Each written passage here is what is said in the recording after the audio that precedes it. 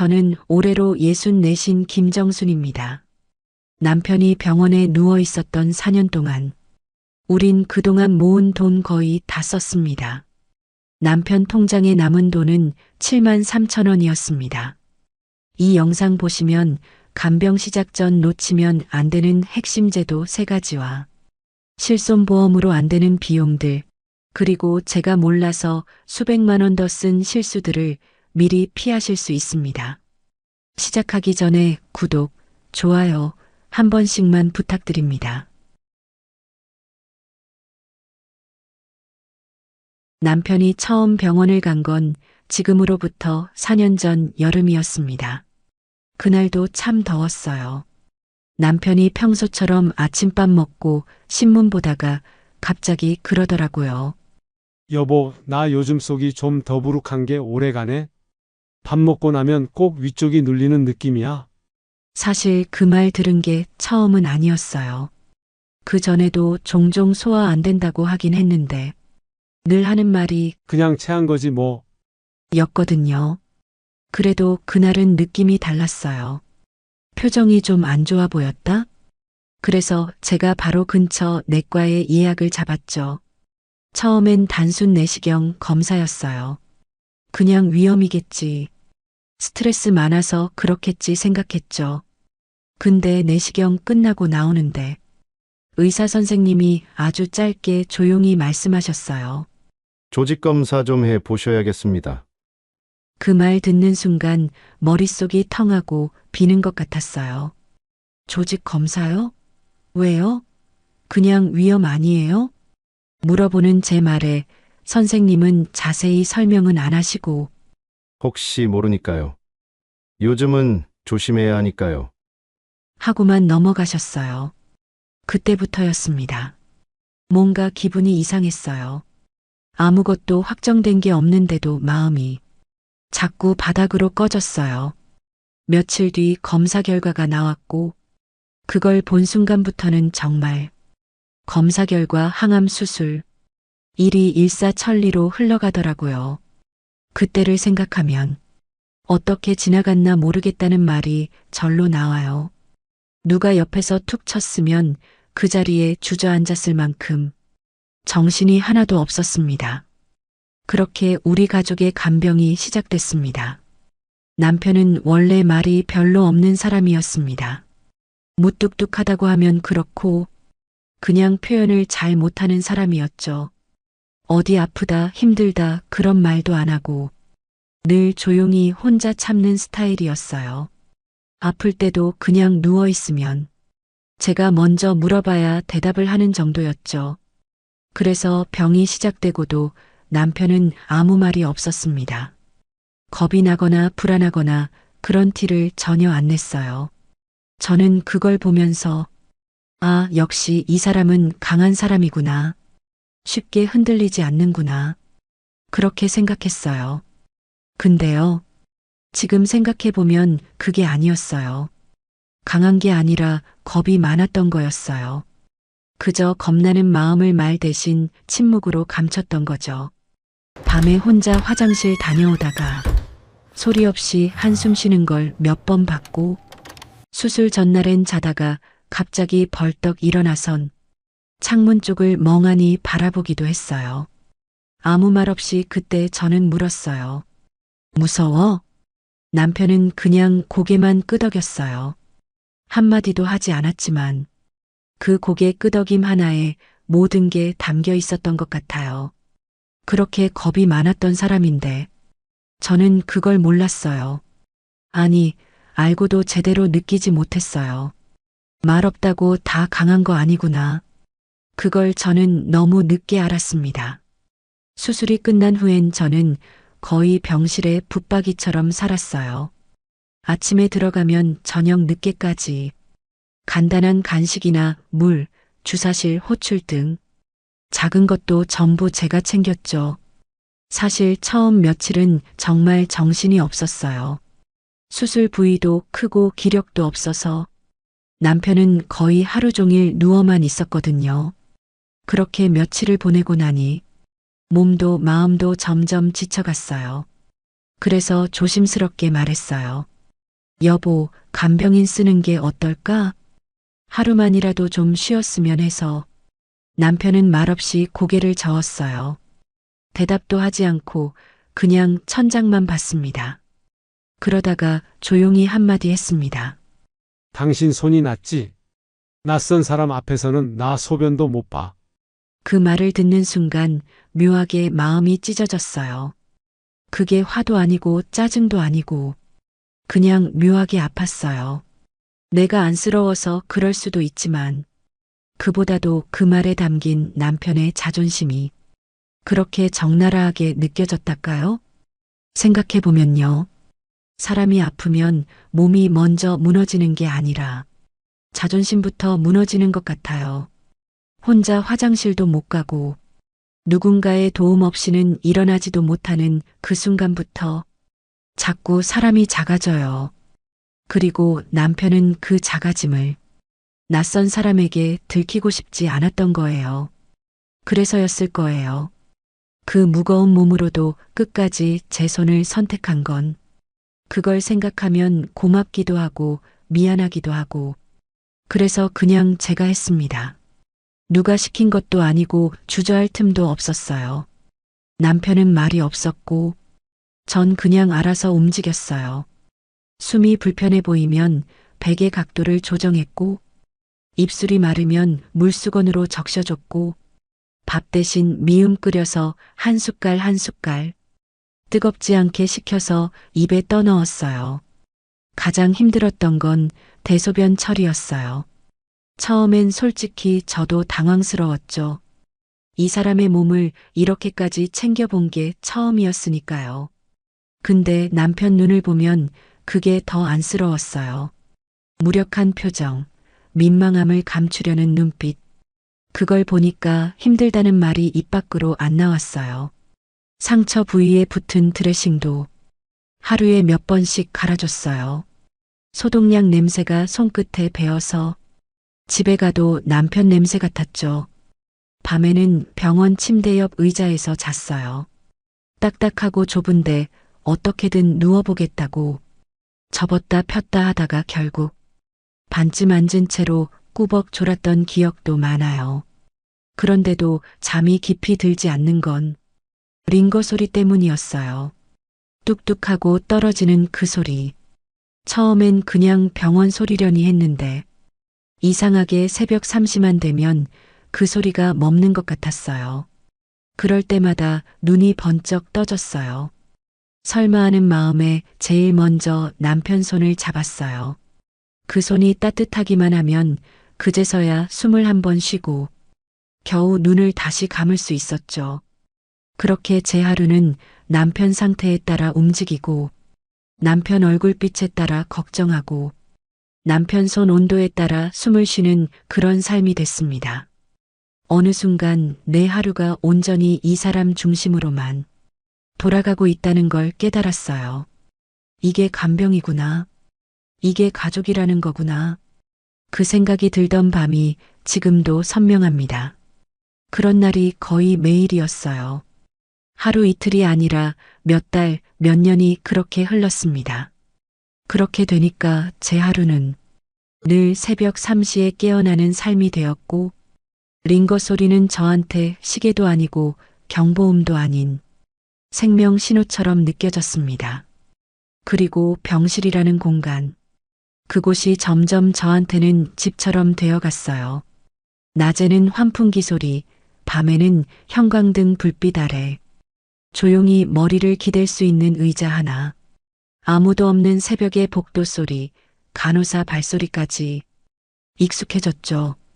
차가운 바닥에 앉아 남편 얼굴을 바라보다가 그대로 잠드는 밤도 많았습니다. 그 바닥이, 그 병실 한 구석이, 그 불빛마저도 결국엔 제 침대가 되어버린 거예요. 아무도 그걸 침대라고 부르진 않겠지만 그곳에서 가장 많은 시간을 보냈고 가장 깊은 걱정과 가장 아픈 사랑이 거기 눌러 앉아 있었습니다. 그런 날들을 저는 지금도 잊을 수가 없어요. 병원비요. 처음엔 실손보험에서 조금 나왔어요. 진료비, 검사비, 수술비. 그런 기본적인 항목은 그나마 보험 청구가 가능했거든요. 그래서 처음엔 안심했어요. 그래도 내가 실손 드러나서 다행이다. 이 정도면 병원비는 막을 수 있겠지. 그렇게 생각했어요. 그땐 정말 몰랐거든요. 근데 그건 진짜 시작도 아니었더라고요. 문제는 항암 치료 들어가면서부터였어요. 항암은 단순히 치료가 아니더라고요. 치료가 시작되자 거기에 따라붙는 간병, 식사, 약값 하나하나 비용이 튀어나오기 시작했어요. 무섭더라고요. 이게 진짜 끝이 없는 계좌 이체구나 싶었죠. 그날 병실에 앉아 있었어요. 링거 소리 들으며 멍하니 있다가 간호사 선생님이 오시더라고요. 어머니 혹시 간병인 쓰실 계획 있으세요? 아, 네. 사실 지금은 제가 하고 있는데 하루 이틀이라도 좀 쉬고 싶긴 해요. 근데 실손 보험 있으니까 괜찮죠? 그렇게 말하자 선생님이 살짝 고개를 갸우뚱하시더니 조심스럽게 말씀하셨어요. 어머니, 간병은 보험에서 안 나와요. 치료나 수술 이런 건 급여, 항목이라 적용되는데요. 사람이 붙어서 직접 돌보는 부분은 대부분 비급여거든요. 쉽게 말하면 의료행위가 아니면 보험이 안 된다고 보시면 돼요. 그 말을 듣고 한동안 아무 말도 못했어요. 진짜 그 자리에서 벽돌 한 대 맞은 것 같았어요. 간병이 왜 비급여야? 사람이 아프면 누군가 돌봐야 하는 거 아닌가? 근데 그게 아니더라고요. 보험이 도와주는 건 의사 선생님이 해주는 진료, 수술, 처치까지만이고 그 뒤에 생기는 밥 먹이고 대소변 받아내고 체위 바꾸고 그런 건 전부 내 돈이라는 거예요. 딱 잘라서 말하면요. 사람 손이 들어가는 돌봄은 국가도 보험도 도와주지 않는다는 뜻이었어요. 꼭 기억하세요. 그걸 그제야 알았어요. 간호사 선생님은 제 표정을 보더니 조용히 덧붙였어요. 다들 그렇게 생각하세요. 어머니 보험이 다 되는 줄 알고요. 근데 실제로 간병비는 보험이 적용 안 되는 경우가 대부분이에요. 그 말을 듣는데 정말 마음이 무너졌어요. 이제부터 이 모든 걸 나 혼자 감당해야 하는구나. 그 순간부터 모든 계산이 머릿속에서 돌아가기 시작했어요. 하루에 얼마, 일주일이면 한 달이면. 근데 그 계산을 너무 늦게 시작했다는 걸. 전 그때 처음 깨달았습니다. 간병인을 하루 쓰면 9만 원. 거기에 식사비 8천 원. 병원 식당에서 대충 때운다 해도 버스나 택시비 5천 원에서 만 원, 약값이나 병원 안에서 필요한 것들까지 합치면 하루에 적게는 13만 원, 많게는 15만 원이 그냥 훅 빠져나갔습니다. 솔직히 하루 이틀이야 이 정도야 하고 넘겼죠. 근데 이게 매일매일이에요. 어제도 오늘도 내일도 똑같이 빠져나갈 돈이란 생각을 하니까 점점 숨이 조여오기 시작했어요. 주말엔 딸이 도와줬어요. 아무리 바빠도 토요일, 일요일은 꼭 병원에 왔죠. 드레싱 바꿔주고 식사 챙겨주고 엄마 좀 자요. 제가 볼게요. 하면서 하루 정도는 제 대신 간병을 맡아줬어요. 그 모습이 얼마나 고맙던지. 그날은 병원 로비에 내려가 커피 한 잔 사서 조용히 마시면서 사람 손 말고 내 시간을 처음 느껴봤던 순간이기도 했죠. 하지만 그 시간도 오래 가지 않았어요. 딸도 결국 엄마 회사 눈치 봐서 이제 매주는 못 올 것 같아요. 하고 말하더라고요. 그 말에 그래, 너도 너 삶이 있지. 고개는 끄덕였지만 마음속에선 털썩 뭔가 무너지는 소리가 났어요. 결국 저 혼자였습니다. 식사는요. 편의점 도시락으로 때웠어요. 처음엔 괜찮았어요. 요즘 도시락 잘 나오잖아요. 데우면 따뜻하고 반찬도 여러 가지고. 근데요. 그게 한 달, 두 달 계속 이어지니까 어느 순간 맛이 사라졌어요. 전자레인지에서 돌아가는 삐삐 소리, 뚜껑 열면 올라오는 뜨거운 증기, 비닐 뜯는 소리, 그것조차 내 일상의 전부가 되어버렸다는 사실이 너무 허무하더라고요. 아, 이걸 내가 왜 먹고 있지? 그런 생각이 문득 들더라고요. 그러던 어느 날 남편이 말했어요. 미안해. 그 한마디였습니다. 그게 남편의 마지막 말이었어요. 그 순간이 시간이 멈춘 것처럼 느껴졌어요. 눈을 맞추고 있었는데 그 눈빛이 말했어요. 내가 아파서 미안해. 당신 혼자 다 하게 해서 미안해. 먼저 가서 미안해. 모든 미안함이 그 두 글자 안에 담겨 있었어요. 그 말을 들었을 땐 저도 그냥 고개만 끄덕였어요. 괜찮아. 그 말밖에 못했어요. 근데 시간이 지나니까 그 미안해가 자꾸 계속 가슴을 콕콕 찌르는 말이 됐어요.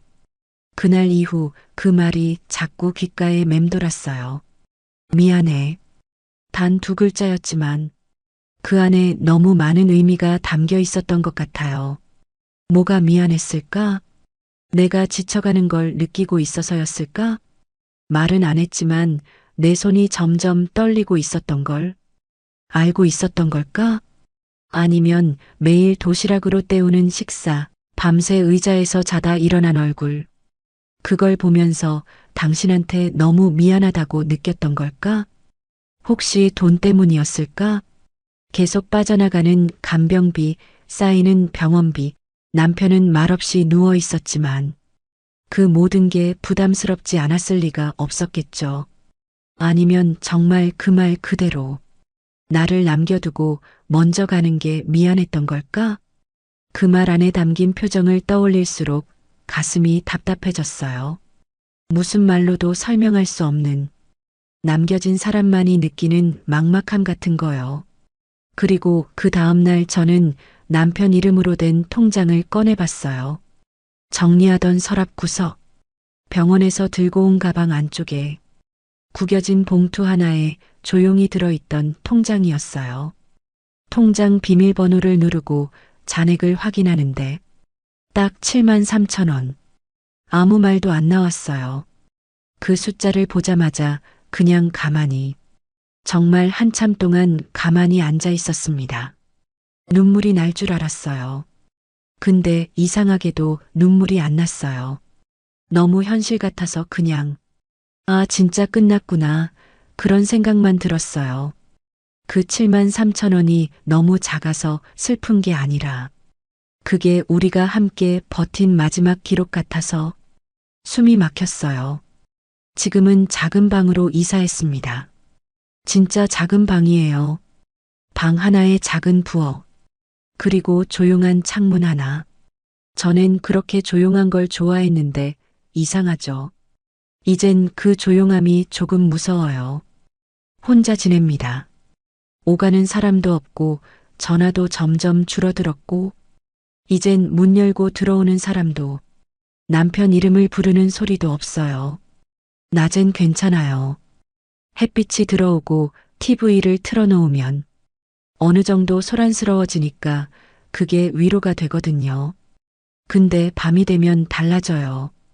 TV를 끄고 나면 순식간에 공간이 조용해져요. 정말 소리가 하나도 없어요.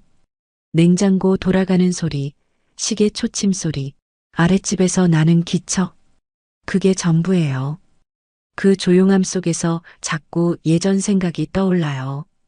병실 불빛 그 뚝뚝 떨어지던 링거 소리. 새벽 3시에 남편 손을 잡았던 그 감각. 그게 불쑥 떠오릅니다. 불도 껐는데 그 장면이 눈앞에 선명하게 지나가요. 그래서 가끔은 TV도 안 끄고 잔 적이 있어요. 그냥 켜놓고 그 소리를 들으면서 누군가 이 방에 있는 것 같은 느낌이 들게 하려고요. 혼자 있는 밤이라는 건요. 생각보다 더 깁니다. 시계는 천천히 가고 몸은 지쳐도 마음은 잠들지 않아요. 아무도 없다는 게 어쩔 땐 너무 현실 같고 어쩔 땐 꿈이었으면 좋겠다 싶어요. 사람들이 자주 그래요. 그래도 남편분 고생 덜 하시고 먼저 가셨잖아. 혼자 남은 사람은 더 힘든 거니까. 지금은 어쩌면 잘 된 걸 수도 있죠. 그 말을 들으면 저도 고개는 끄덕여요. 그러게요 하며 애써 웃어 보이기도 해요. 근데요, 그 말이 위로가 될 리가 있나요? 그 사람이 얼마나 아팠는지, 얼마나 참았는지, 그 모든 과정을 내가 두 눈으로 봤는데, 어떻게 그게 잘된 일이 될 수 있겠어요? 누워있는 모습, 말아가는 얼굴, 숨소리 하나에도 놀라던 밤들. 그건 결코 덜 고생한 게 아니었어요. 그리고 남겨진 저도 덜 고생하지 않았어요. 그 사람을 매일 돌보며 하루하루 무너졌고, 그가 떠난 후엔 그 빈자리에 제가 쓸려 들어갔어요. 몸도 무너졌고, 마음도 무너졌고, 그리고 통장도 그 말이 그냥 나온 게 아니에요. 몸은요, 무거운 남편 몸 부축하느라 허리가 늘 뻐근했고, 왼쪽 손목은 아직도 약간 시큰해요. 마음은요, 나만 남았다는 생각이 밤마다 조용히 목을 조여왔고요. 그리고 통장, 그건 더 말할 것도 없죠. 써버린 게 아니라 빠져나간 기록만 남아있는 숫자들. 우린요, 진짜 무너졌어요. 함께, 그 사람도 저도. 그 후에야 알았어요. 장기요양 등급이라는 게 있다는 걸요. 남편이 떠나고 서류 정리하러 병원에 마지막으로 들렀을 때였어요. 복도 끝 작은 사무실. 거기서 소셜워커 선생님이 조용히 말씀하셨습니다. 어머니 혹시 장기 요양 등급은 신청 안 하셨죠? 네. 그게 뭐예요? 그 말을 하자 선생님이 잠시 멈칫하시더니 조심스럽게 설명을 해주셨어요. 국가에서 어르신들을 위해 만든 제도인데요. 등급을 받으면 도우미 선생님이 집으로 정기적으로 오시고 보조기구나 복지용구도 지원이 됩니다. 간병 부담도 확 줄어들고요. 어머니 혼자 다 하셨다면서요. 그거 안 하셨어도 됐을 텐데요. 적어도 한 달에 몇십 시간이라도 도움 받으실 수 있었어요. 그 말을 듣는 순간 가슴이 철렁 내려앉았어요. 뭐라고요? 그런 게 있었어요? 왜 아무도 말 안 해준 거죠? 그 자리에서 한동안 말을 잃지 못했어요. 간병하면서 가장 필요했던 게 사람 손이었는데, 그걸 나라에서 조금이나마 도와주는 제도가 있었다니. 꼭 기억하세요. 장기요양 등급은 미리 신청하는 겁니다. 그걸 남편이 떠난 다음에야 알게 됐다는 사실이 너무 허무했어요. 누가 알려줬다면 병원에서 한 번이라도 이거 신청하실래요? 하고 물어만 봤다면 제 삶이 조금은 달라졌을 수도 있었겠죠. 물론 남편의 병이 낫지는 않았을 거예요. 하지만 저 혼자 매일 밤 대소변을 받아내고 드레싱을 갈고 정신없이 병원 마이너스 집을 오가는 일상은 덜 고통스러웠을지도 모릅니다. 그걸 왜 아무도 먼저 말해주지 않았을까요? 그리고 저는 왜 그때 그렇게 많은 걸 몰랐을까요? 또 요양병원 이야기예요. 남편이 병원에 오래 있게 되면서 일반 병실로는 도저히 안 되겠다 싶어서 의사 선생님이 요양병원으로 옮기자고 하셨어요. 그때는 솔직히 요양병원이면 좀 더 편안하게 돌봐주시겠지 싶은 마음이었어요. 근데 막상 들어가고 나니까 생각보다 비용이 너무 컸습니다. 입원비는 보험 적용된다, 이 말만 믿고 안심했는데 그건 입원비 자체만 해당되는 거고 그 안에 들어가는 수많은 항목들은 거의 다 제 돈이더라고요. 예를 들면 식대는 급식처럼 하루 3끼 나오는데 그게 비급여 항목이라 별도고요. 그리고 보호자 없는 병동이라고 해서 간호조무사나 간병인이 상주하는 병실이 있어요. 그게 편해 보이긴 했는데 하루에 몇만 원씩 추가 간병비가 계속 붙었어요. 처음엔 괜찮다. 조금만 버티자 했는데 한 달, 2달 지나니까 그 금액이 수백만 원이 되는 거예요. 그땐 정말 병원에만 있으면 되는 게 아니구나 하는 생각이 절로 들었어요. 아프면 병원 가면 되지. 그렇게 단순하게 생각했던 건 정말 몰라서였고 한참 순진해서였구나 싶더라고요. 요양병원이 뭔가 모든 걸 다 돌봐주는 곳일 줄 알았는데 결국 내 지갑이 달아가는 곳이기도 했습니다. 게다가 요양병원이랑 요양원의 차이도 그땐 전혀 몰랐어요. 솔직히 이름이 비슷하잖아요. 요양이라는 단어가 들어가 있으니까 거기서 거기겠지. 아프면 병원, 조금 나아지면 요양원. 그 정도로만 생각했죠. 그런데 그게 정말 다른 거더라고요. 한 번은 병원에서 의사 선생님이 요양원도 고려해 보세요.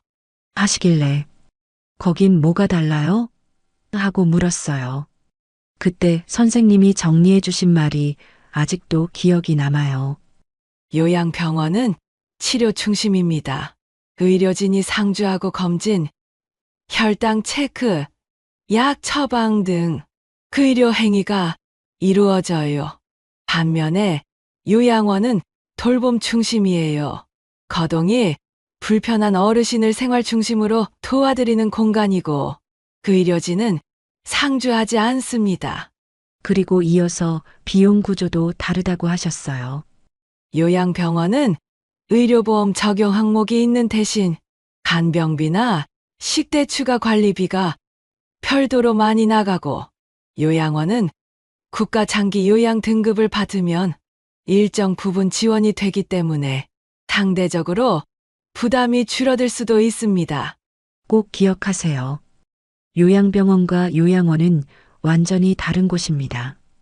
그 설명을 듣는데 머리가 띵했어요. 이걸 왜 이제야 아는 거지?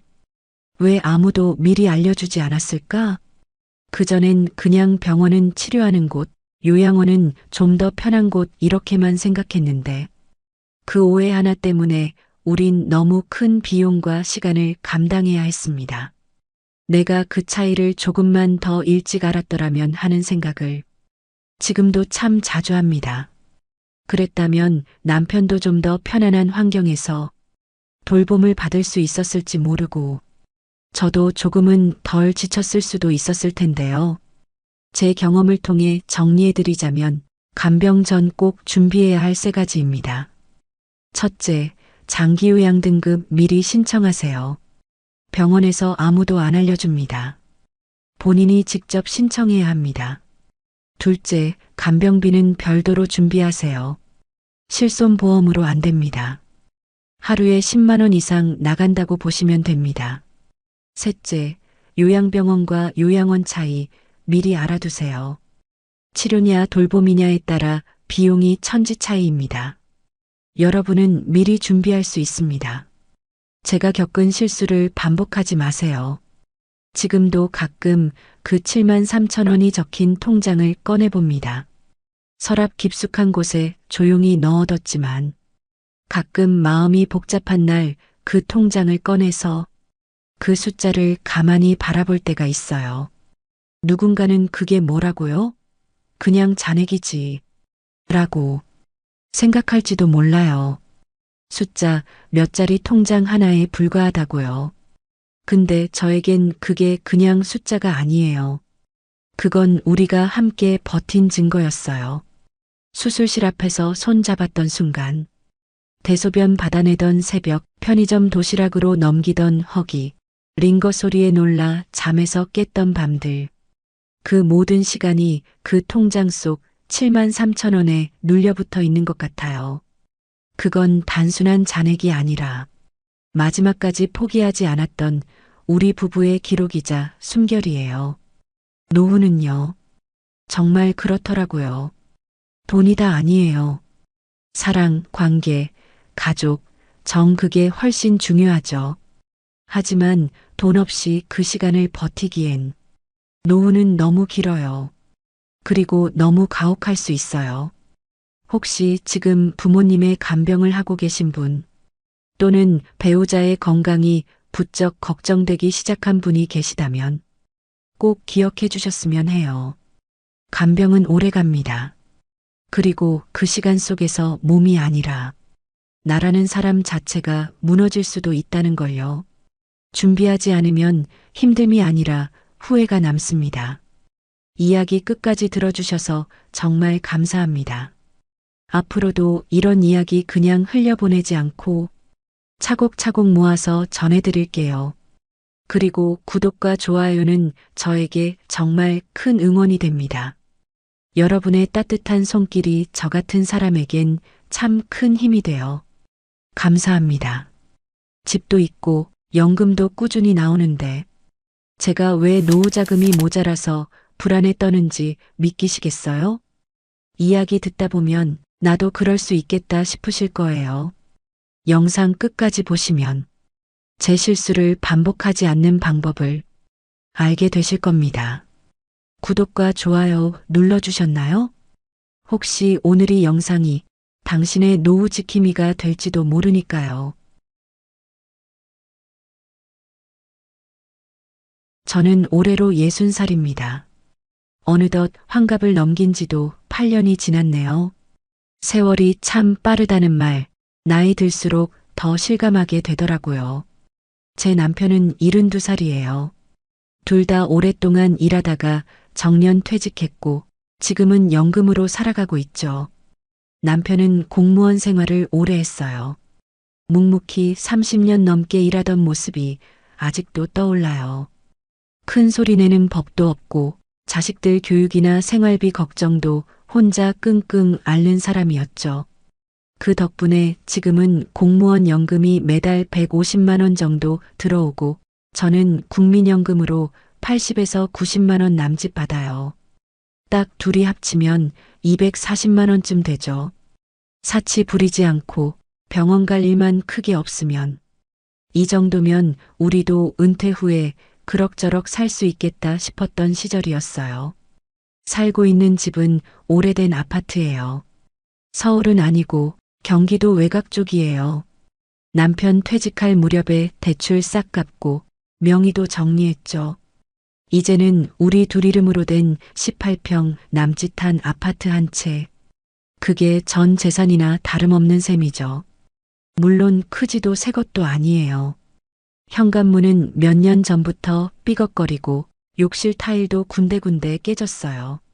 그래도 우리 손으로 마련한 집이라는 자부심이 있었고 딱히 바랄 게 없었어요. 건강도 아직은 괜찮아요. 큰 병 한 번 없이 살아온 것만 해도 감사한 일이죠. 남편은 혈압약 하나 먹고 저는 무릎이 조금씩 시큰거릴 뿐이었어요. 병원 갈 일만 없다면 연금에다 집 한 채, 그거면 남들보다 부족하지 않게 무던히 잘 살아가고 있다고 스스로 생각했죠. 가끔은 저녁에 베란다 창문 열어놓고 남편이랑 맥주 한 캔씩 나눠 마시며 그런 말도 했어요. 당신이나 나나 참 평범하게 잘 살아왔다. 우리 인생 그래도 큰 실패 없이 여기까지 온 거 보면 성공한 거지. 정말 그랬거든요. 그땐 그게 진심이었어요. 그런데 그 평온함이 무너진 건 바로 작년이었어요. 지금 생각해도 그 해는 우리 인생에 참 많은 걸 흔들어 놓은 해였어요. 작년에 우리 둘째 아들이 결혼을 하겠다고 했거든요. 33살. 요즘 기준으론 빠르진 않지만 저희 집에선 조금 이른 편이었죠. 예비 며느리도 참 반듯하고 착했어요. 처음 인사 오던 날 남편은 몰래 봉투에 50만 원 넣어주고 결혼 준비에 쓰라며 괜히 점잔 빼고 저도 냉장고에 삼색전이랑 잡채까지 해두고 기다렸죠. 솔직히 기뻤어요. 우리 둘째도 이제 가정을 꾸리는구나. 우리가 또 다른 가족을 맞이하는구나. 그 생각에 늦은 밤까지 잠이 안 오더라고요. 근데 그 행복감이 오래가지 않았어요. 결혼 얘기가 구체적으로 오가면서 현실적인 문제가 하나 둘씩 드러났거든요. 바로 집이었어요. 아이 둘 다 모아둔 돈이 얼마 안 됐고 요즘 전셋값이 워낙 비싸잖아요. 신혼집 구하는 게 너무 벅차다고. 어느 날 둘째가 조심스럽게 그러더라고요. 엄마 혹시 전세 보증금 조금 도와주실 수 있을까? 결혼 준비로 한창 바쁠 때였어요. 날짜도 잡고 예식장도 알아보고 예비 며느리 쪽 부모님이랑 첫 만남도 마쳤을 무렵이었죠. 그날은 평범한 저녁이었어요. 식사 다 마치고 설거지를 끝내려던 참에 둘째가 저를 부르더라고요. 엄마 나 잠깐 얘기 좀 해도 돼? 거실 한켠에 앉더니 한참을 머뭇거리다가 결국 이렇게 말했어요. 전세 보증금이 너무 부족해. 지금 가진 돈으로는 집을 못 구하겠어. 보증금 5천만 원만 도와줄 수 있어? 그 말을 듣는 순간 속으로 얼마나 많은 생각이 스쳐갔는지 몰라요. 5천만 원. 우리가 지금 당장 줄 수 있을까? 적금 깨야 하고 보험도 해지해야 하고 그럼 노후 자금은 어쩌지? 아니 근데 또 안 도와주면 얘가 결혼을 못하게 될지도 모르는데 입안이 바짝바짝 마르는데 표정은 애써 아무렇지 않은 척했어요. 그래. 엄마가 한번 생각해 볼게. 그 말밖에 못했어요. 사실은 그 순간부터 제 속은 찢어지기 시작했던 것 같아요. 왜냐면 첫째 아들 결혼할 땐 3천만 원 도와줬거든요. 그땐 우리가 대출을 갚기 직전이었고 마침 남편 퇴직금 일부도 남아 있었던 때라 꽤 부담 없이 도와줄 수 있었죠. 근데 이번엔 상황이 완전히 달랐어요. 5천만 원이라는 돈은 우리 부부의 노후를 지켜줄 마지막 안전망 같은 돈이었거든요. 그걸 건드려야 한다는 생각에 머릿속이 새하얘졌어요. 그런데 문제는 우리에겐 당장 쓸 수 있는 목돈이 없었다는 거예요. 통장에 쌓여 있는 큰 금액은 커녕 매달 들어오는 연금으로 겨우 생활을 유지하고 있었죠. 비상금이라고 해봤자 생활비 통장에 남은 30만 원 정도가 전부였어요.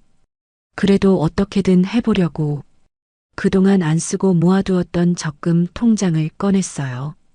하나는 우리 부부 여행용으로, 하나는 손주 태어나면 쓰자고 모은 돈이었죠. 적금 2개를 해지하는데 은행 창구에서 도장을 찍고 나오면서 눈물이 왈칵 쏟아졌어요.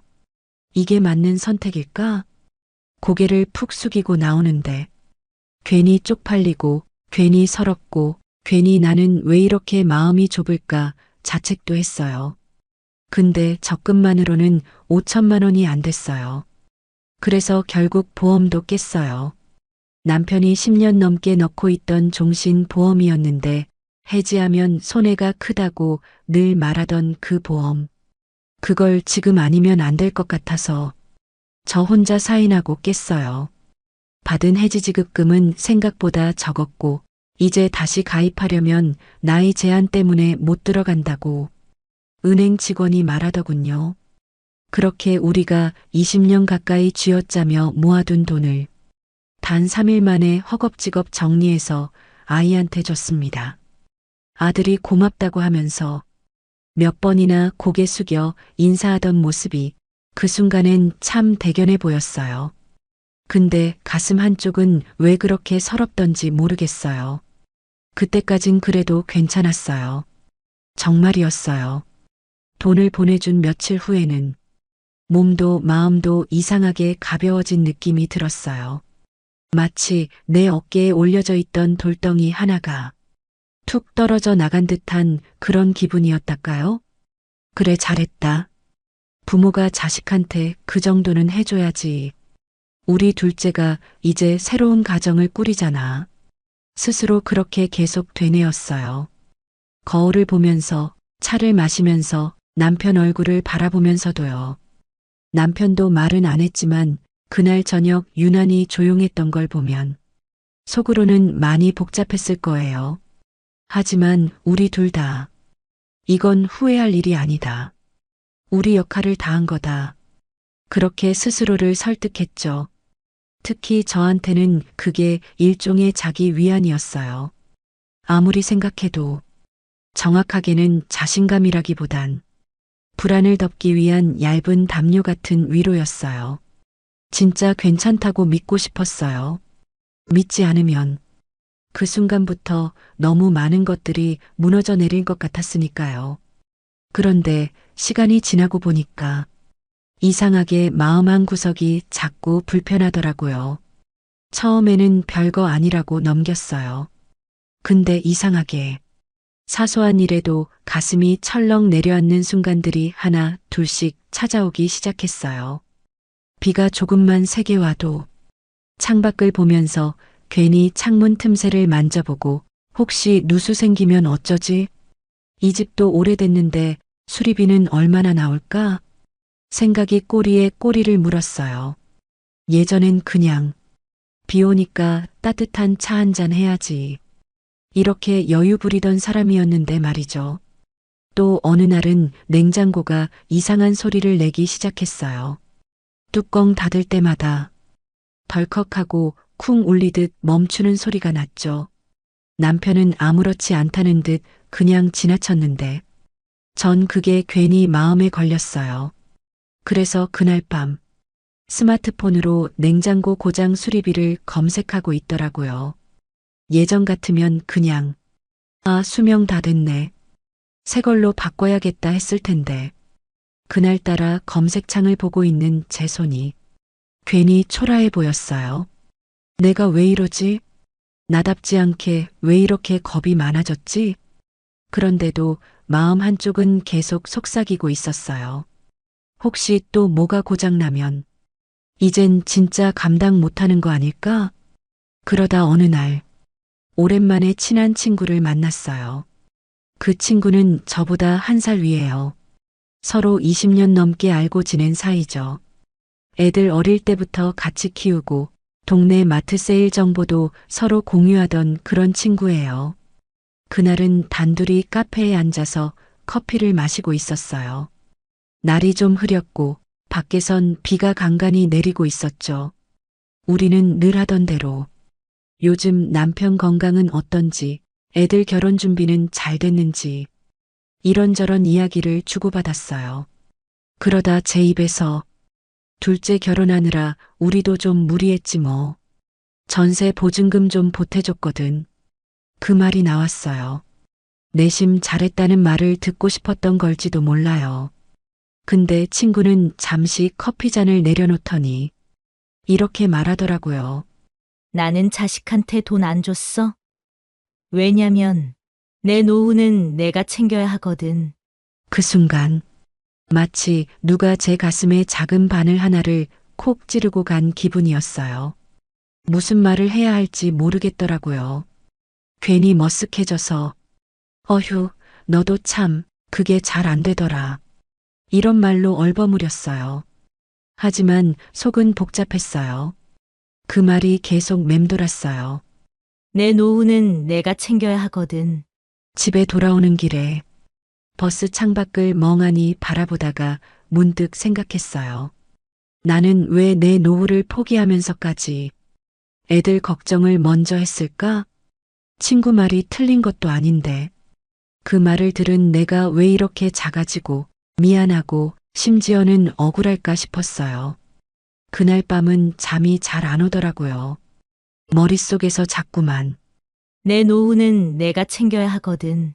그 한 문장이 울리듯 되풀이 됐어요. 그날 밤 집에 도착하자마자 남편 얼굴을 보는데 괜히 울컥하더라고요. 전부는 말 못했지만 친구랑 나눈 대화를 슬쩍 꺼냈어요. 여보, 우리 이제 진짜 남 생각 그만하고 살아야 할 것 같아. 남편은 제 눈빛을 보더니 말없이 고개를 끄덕였어요. 잠자리에 들기 전 우린 오랜만에 조용한 대화를 나눴어요. TV도 끄고 불도 낮추고 이불 위에 앉아 정면을 바라보면서요. 이제는 더 도와줄 여유 없어. 앞으로는 진짜 우리 둘 생활만 잘 지켜가자.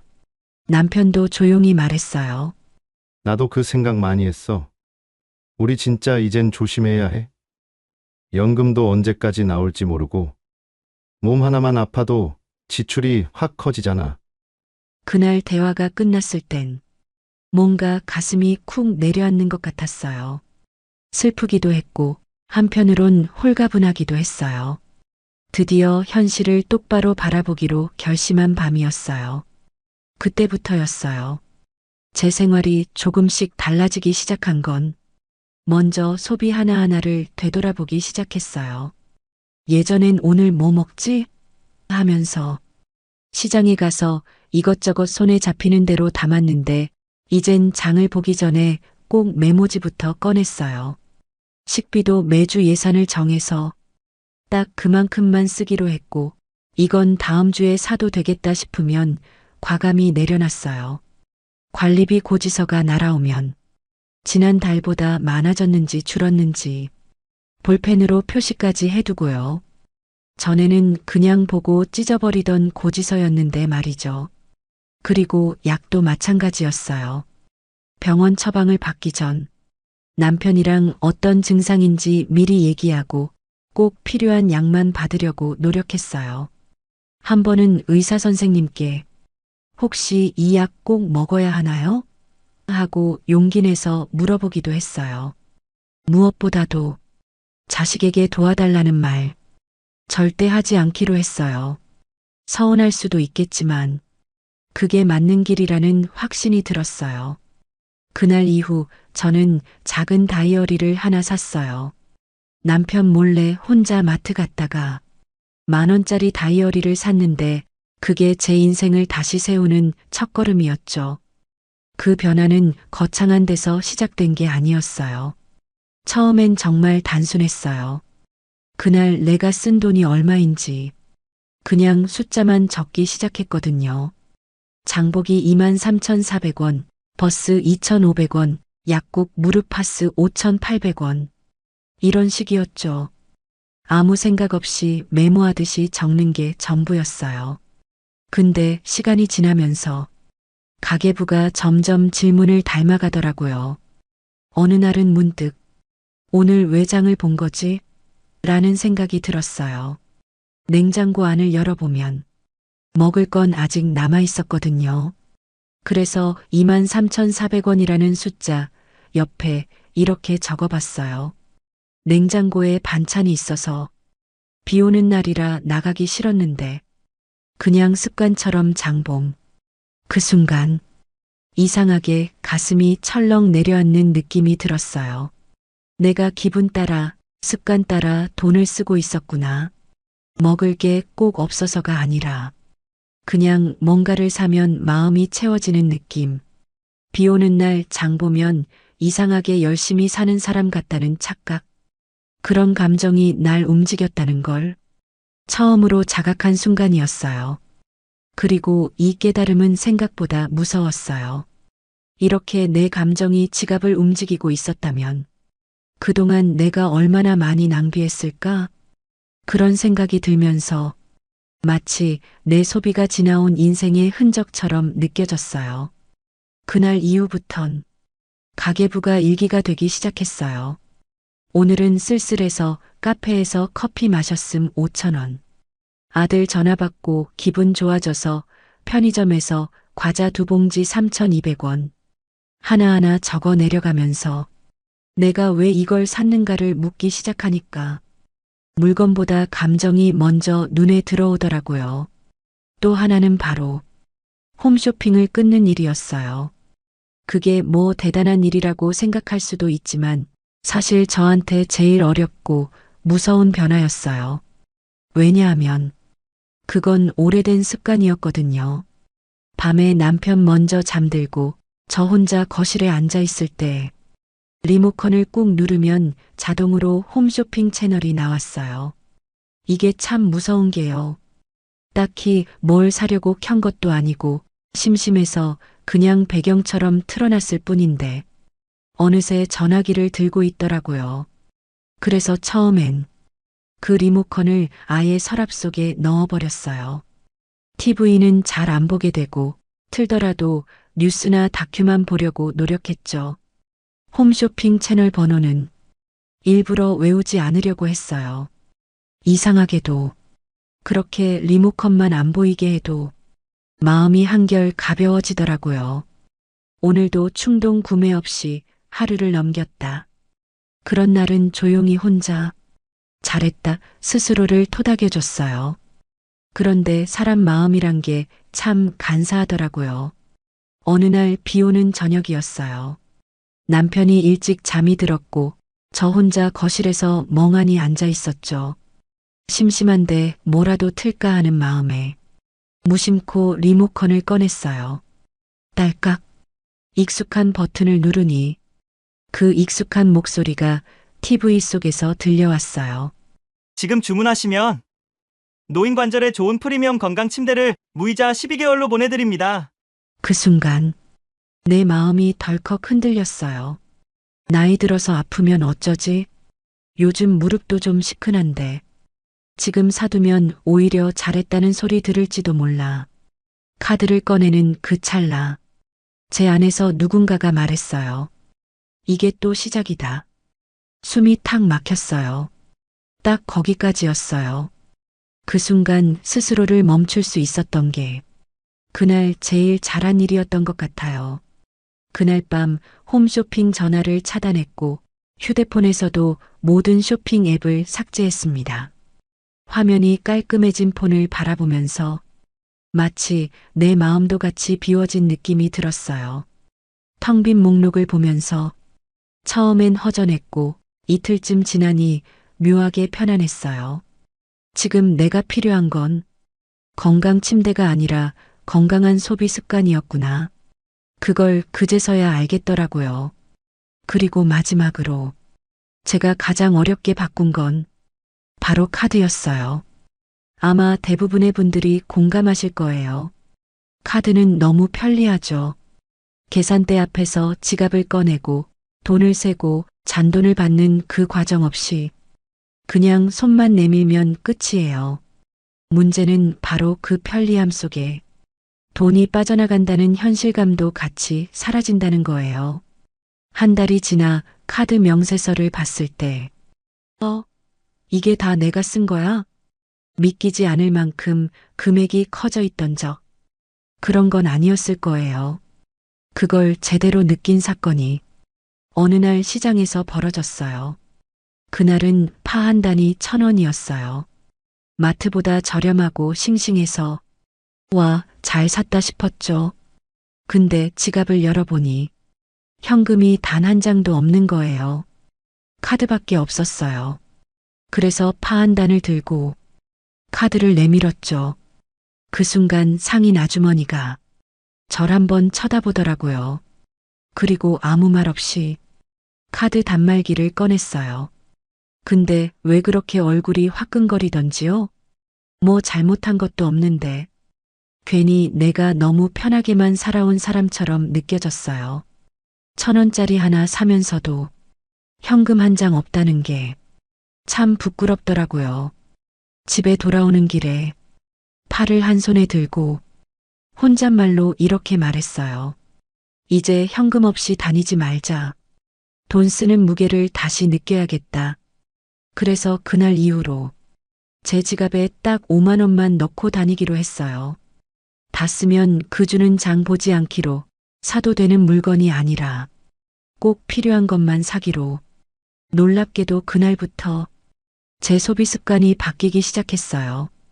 시장에 가면 파 한 단도 지금 꼭 필요한가를 먼저 생각하게 됐고, 마트에서 과자 한 봉지를 들었다가도 이거 없어도 살 수 있잖아 하고 내려놓게 됐어요. 현금의 무게, 그게 참 묘하더라고요.